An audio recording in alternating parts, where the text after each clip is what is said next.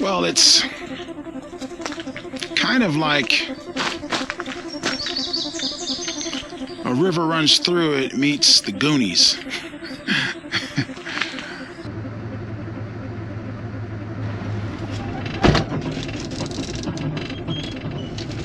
Time to get out of Dodge.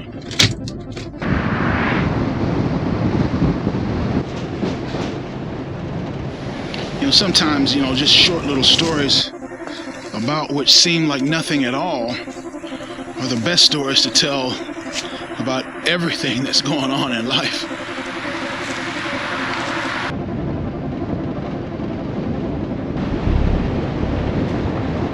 I grew up in Selma and Alabama, and we always had the annual tale-telling festival where you have these storytellers come down and tell these stories.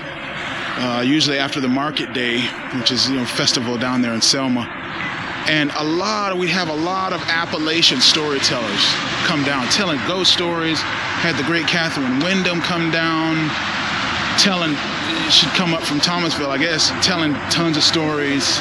Remember old David Holt come telling lots of good stories, Appalachian storyteller, a lot of good folk. This book is up there with them, period.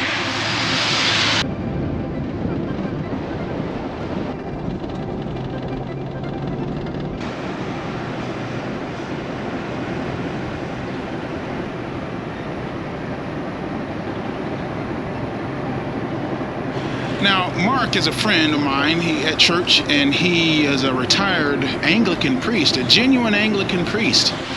And just like the Presbyterian preacher in The River Runs Through It who taught his boys fly fishing, highly educated, taught his boys fly fishing, Mark is very much the same way, highly educated, trained, but also loves fly fishing. And this book has me wanting to get back into fly fishing because, I lost my fly rod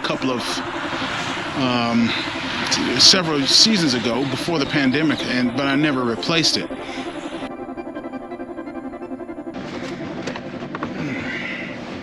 Oh, boy. Ooh.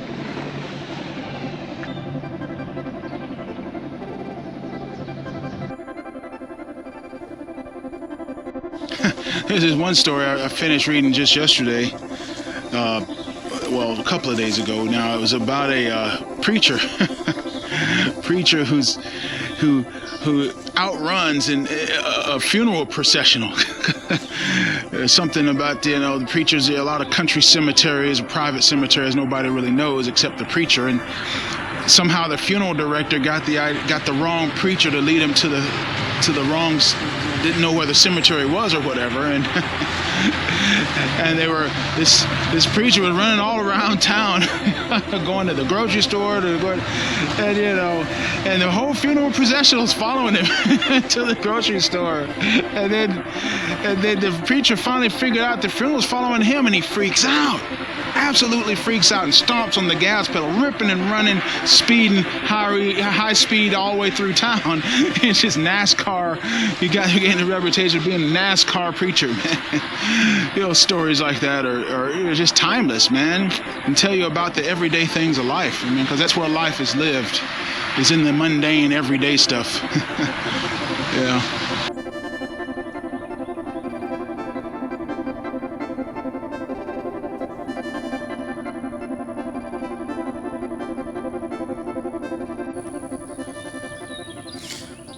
The book has a real feel of a Western, although it takes place in the Midwest in the Ozarks.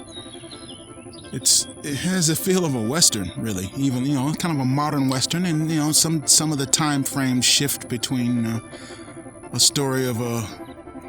hear a story of a great-grandmother, and then you'll hear a story of some crazy mountain guys, mad scientists that go off on some weird shenanigans, but it's delightful, and it's a treasure. If you need a book to read this summer, this is a good one. Read it and treasure it, treasure it. And if you buy the book, please leave a review on Mark's Amazon page. It will greatly help him out in terms of rankings and all that stuff. Be a great benefit.